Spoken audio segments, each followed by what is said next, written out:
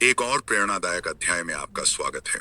इस बार हम एक ऊर्जावान उद्यमी, तेज तर्रार निवेशक, साहसी व्यापारी और दूरदर्शी व्यवसायी के जीवन की खोज करेंगे।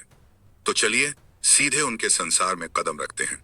कुछ जिंदगियां चुपचाप शुरू होती हैं, इन संघर्षों के साथ जिन्हें शायद ही कोई कल्पना कर सकता हो कि वे वैश्विक प्रभाव तक पहुंच सकती हैं। फिर भी कुछ व्यक्ति हर बाधा को परिवर्तन का इंजन बना देते हैं। वेन चांग की कहानी दुनिया के एक छोटे सामान्य कोने में शुरू होती है, लेकिन एक लड़के, छात्र और उद्यमी के रूप में उनके निर्णय उद्योगों में गूंज उठते हैं। तकनीक, व्यवसाय और यहाँ तक कि उन कहानियों को आकार देते हैं जिन्हें हम स्क्रीन पर देखते हैं। उन्हें असाधारण बनाने वाली बात केवल उन कंपनियों में नहीं है जिन्हें उन्होंने बनाया, या उन अरबों में नहीं है जिन्हें उन्होंने उत्पन्न किया, बल्कि यह साहस, दृष्टि और दृढ़ता है जो उनके जीवन के हर अध्याय में बुनाई गई है।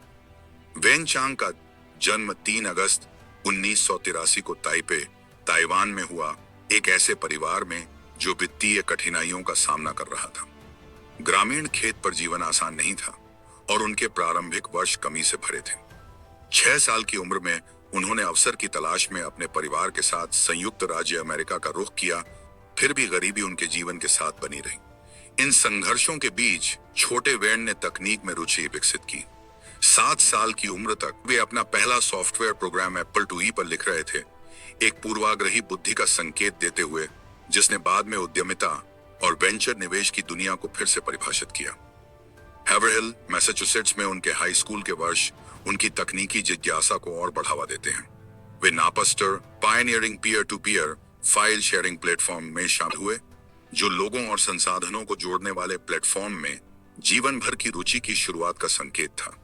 2005 में उनके प्रारंभिक तकनीकी प्रयासों ने राष्ट्रीय ध्यान आकर्षित किया जब न्यूज़वीक ने उन्हें तकनीक क्षेत्र में एक युवा नवप्रवर्तक के रूप में प्रोफाइल किया। हाई स्कूल के बाद वेन ने यूनिवर्सिटी ऑफ मैसाचुसेट्स एमर्स्ट में दाखिला लिया, लेकिन अकादमिक दुनिया उनकी महत्वाकांक्षा को रोक नहीं सकी। विश्वविद्यालय की जिज्ञासा अक्सर साहस के साथ मिलती थी। उन्होंने प्रसिद्ध रूप से कैंपस कंप्यूटर सिस्टम में हैक किया, सभी छात्रों के पासवर्ड तक पहुंच प्राप्त की। जबकि ऐसे कार्य गंभीर परिणाम ला सकते थे, विश्वविद्यालय ने उनकी प्रतिभा को पहचाना और उन्हें सजा देने के बजाय सहयोग करने को कहा, ताकि वे उन कमजोरियों को समझने में मदद कर सकें जिन्हें उन्होंने खोजा था।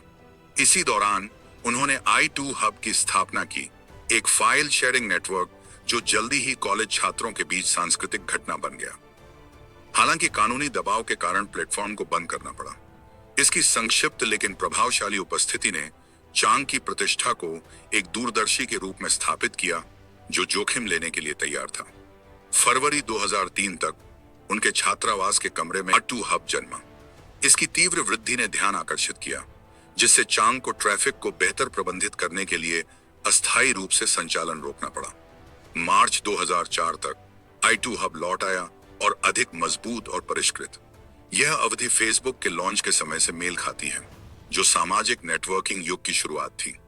i2 हब ने फेसबुक के वायरहॉग के साथ प्रतिस्पर्धा भी की, डिजिटल शेयरिंग नेटवर्क में शुरुआती तनाव और नवाचार को उजागर किया। प्लेटफॉर्म ने कनेक्ट.यू के संस्थापकों, जिसमें विंकलेवॉस ट्विंस शामिल थे, के साथ सहयोग भी किया, जिसे विंकलवॉस चैंग ग्रुप कहा गया। यह सहयोग संयुक्त प्रचार और i2 हब की तकनीक को कनेक्ट.यू के प्लेटफॉर्म में एकीकृत करने में शामिल था, लेकिन बाद बौद्धिक संपदा और इक्विटी को लेकर जटिल कानूनी लड़ाई का कारण बना। कानूनी दबाव के कारण i2 हब के नवंबर 2005 में बंद होने के बावजूद चांग की उद्यमिता की यात्रा केवल शुरुआत थी। दिसंबर 2009 में उन्होंने कनेक्ट.यू और विंकलवॉस भाइयों के खिलाफ मुकदमा दायर किया। विंकलवॉस चैंग ग्रुप और कनेक्ट.यू की निपटान राशि में अपने उचित अधिकार का दावा करते हुए मई 2011 तक जज पीटर लॉरियट ने चांग के पक्ष में निर्णय दिया, मामले को आगे बढ़ने की अनुमति दी और प्रारंभिक सामाजिक नेटवर्किंग इतिहास की सबसे जटिल कानूनी लड़ाइयों में से एक के लिए मंच तैयार किया। विवाद ने न केवल उभरती तकनीक की उच्च दाम को उजागर किया, बल्कि चांग की इस बात पर भी जोर दिया कि उनके योगदान को मान्यता दी जाए। कानूनी चुनौतियों के बीच वेन चांग की उद्यमिता की दिशा तेजी से बढ़ी। 2011 में उन्होंने जेफ सीबर्ट के साथ मिलकर क्रैशलिटिक्स की सह स्थापना की, जो iOS और एंड्रॉयड के लिए मोबाइल क्रैश रिपोर्टिंग पर केंद्रित स्टार्टअप थी। प्रारंभिक फंडिंग दौरों में फ्लाईब्रिज कैपिटल पार्टनर्स और बेसलाइन वेंचर्स जैसे प्रमुख निवेशकों से $1 मिलियन जुटाए गए। अप्रैल 2012 तक क्रैशलिटिक्स ने अतिरिक्त $5 मिलियन जुटाए, जो कंपनी की तकनीक में बढ़ती विश्वास को दर्शाते थे। कंपनी की क्रैश रिपोर्टिंग तकनीक 2.9 बिलियन से अधिक सक्रिय उपकरणों पर स्थापित थी और यह मोबाइल प्रदर्शन निगरानी के लिए प्रमुख SDK बन गई। इसका विश्लेषण उपकरण एंसर्स ने गूगल एनालिटिक्स को भी पीछे छोड़ दिया, जिससे क्रैशलिटिक्स मोबाइल ऐप विकास में एक परिवर्तनकारी शक्ति बन गई। जनवरी 2013 में ट्विटर ने क्रैशलिटिक्स को $100 मिलियन से अधिक में अधिग्रहित किया, जिसमें 38.2 मिलियन सामान्य ट्विटर स्टॉक शामिल थे, जो चांग के करियर में एक मील का पत्थर था।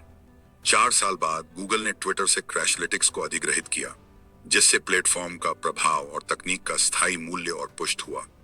क्रैशलिटिक्स में अपने समय के दौरान चांग की बुद्धिमत्ता और दूरदर्शिता ने न केवल तकनीकी सफलताएं बनाई, बल्कि भविष्य की परियोजनाओं की नींव भी रखी, जिसमें 2018 में जेफ सीबर्ट के साथ डिजिट्स की सह स्थापना शामिल थी। डिजिट्स का उद्देश्य उन्नत तकनीकी समाधान के साथ वास्तविक समय में व्यावसायिक संचालन में क्रांति लाना था। नवंबर 2019 में कंपनी ने बेंचमार्क के नेतृत्व में अली रोघानी और एंथनी नोतो जैसे प्रभावशाली निवेशकों के समर्थन से सीरीज ए फंडिंग में $10.5 मिलियन जुटाए। कुछ ही महीनों बाद अप्रैल 2020 में डिजिट्स ने सीरीज बी फंडिंग में $22 मिलियन जुटाए, जिसका नेतृत्व जीवी और बेंचमार्क ने किया, जो स्टार्टअप के नवाचार दृष्टिकोण में निवेशकों के विश्वास को दर्शाता था।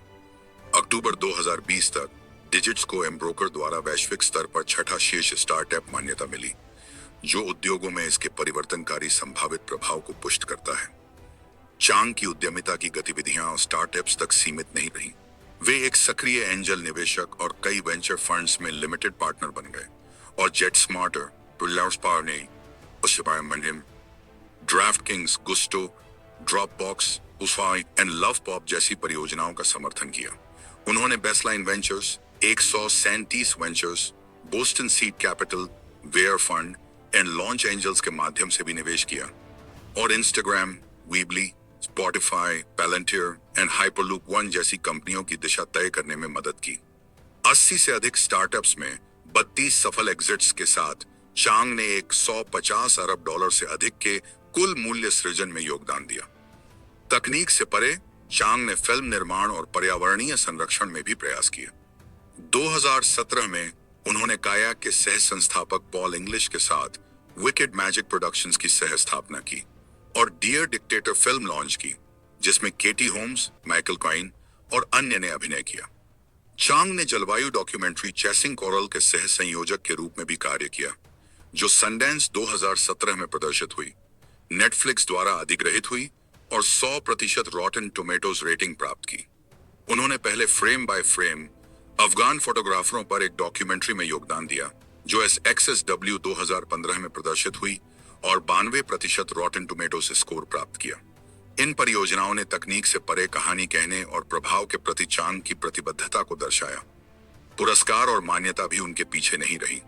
उन्हें बॉस्टन बिजनेस जर्नल के 40 अंडर 40 इंच में नामित किया गया, द इम्प्रॉपर बॉस्टोनियन द्वारा मोस्ट एलिजिबल बैचलर के रूप में पहचाना गया और बॉस्टन मैगजीन द्वारा 30 most disruptive people in tech में शामिल किया गया।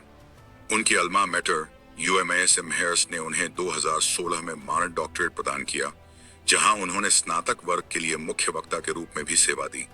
उद्यमिता पुरस्कारों में New England Venture Capital Association के entrepreneur of the year 2013 and angel of the year 2015 और 2016 के लिए नामांकन शामिल थे। चांग की रणनीतिक सोच और प्रारंभिक तकनीकी दक्षता ने उन्हें तकनीक में प्रमुख रुझानों को प्रभावित करने की क्षमता दी। उन्होंने फैब्रिक की सह रचना की, जिसे गूगल ने अधिग्रहित किया, और उन परियोजनाओं को स्केल करने में मदद की जो दुनिया भर में 7 बिलियन उपकरणों तक पहुंची। उनके निवेश विभिन्न क्षेत्रों में फैले हैं, जिनमें मीडिया, वित्त, स्वास्थ्य, शिक्षा और AI शामिल हैं। हाल के निवेशों में Bean, Duration Health, Trust Cloud, Dispense, Forge.ai, Phase Clan, या InSpace, Loop Support, Super Sapiens, Weave, Heal, Sophie, Jump Rope, Stream, Searchable AI और Crypto Tax Calculator शामिल हैं। ये निवेश उनकी क्षमता को दर्शाते हैं कि वे उच्च संभावित कंपनियों की पहचान कर उन्हें उद्योग नेतृत्व की ओर मार्गदर्शन कर सकते हैं। अपने पूरे सफर में चांग ने असफलताओं का सामना करते हुए दृढ़ता दिखाई। विंकलवॉस ट्विंस के साथ उनके कानूनी संघर्ष ने उनके सही पहचान पाने की दृढ़ता को उजागर किया, जबकि कॉलेज छोड़ने या क्रैशलिटिक्स और डिजिट्स जैसे महत्वाकांक्षी उद्यमों का पीछा करने के उनके निर्णय यह दर्शाते हैं कि वे परिवर्तनकारी पुरस्कार के लिए जोखिम लेने को तैयार हैं। उनकी कहानी तकनीक, उद्यमिता और रचनात्मकता के साथ जुड़ती है। यह दर्शाती है कि एक व्यक्ति उद्योगों, संस्कृतियों और समुदायों पर कैसे प्रभाव डाल सकता है। वेन चांग का जीवन चुनौतियों को अवसरों में बदलने की मास्टर क्लास है। ताइवान के एक साधारण खेत में बाल्यावस्था से लेकर वैश्विक तकनीकी मंच तक उन्होंने जिज्ञासा को नवाचार, साहस को उद्यमिता और प्रतिभा को विरासत में बदल दिया। उनका प्रभाव अरबों उपकरणों, कई सफल स्टार्टअप्स, पुरस्कार विजेता फिल्मों और परोपकारी पहलों तक फैला है। फिर भी शायद सबसे उल्लेखनीय उनकी प्रतिबद्धता है, चाहे वह तकनीक, निवेश, कहानी कहने या सामाजिक प्रभाव में हो, सभी में मानवीय तत्व को बनाए रखते हुए सीमाओं को आगे बढ़ाना। चांग की यात्रा हमें याद दिलाती है कि सच्चा उद्यमी स्पिरिट केवल वित्तीय सफलता से नहीं मापा जाता, बल्कि इसे बनाने का साहस, वर्तमान से परे देखने की दृष्टि और उतार चढ़ाव में नेविगेट करने की दृढ़ता से मापा जाता है। एक सीरियल उद्यमी, एंजल निवेशक, निर्माता और परोपकारी के रूप में वेन चांग लगातार अगली पीढ़ी के नवप्रवर्तकों को प्रेरित करते रहते हैं और उनकी विरासत केवल उपलब्धियों से ही नहीं, बल्कि जिज्ञासा, दृढ़ता और साहस से परिभाषित होती है।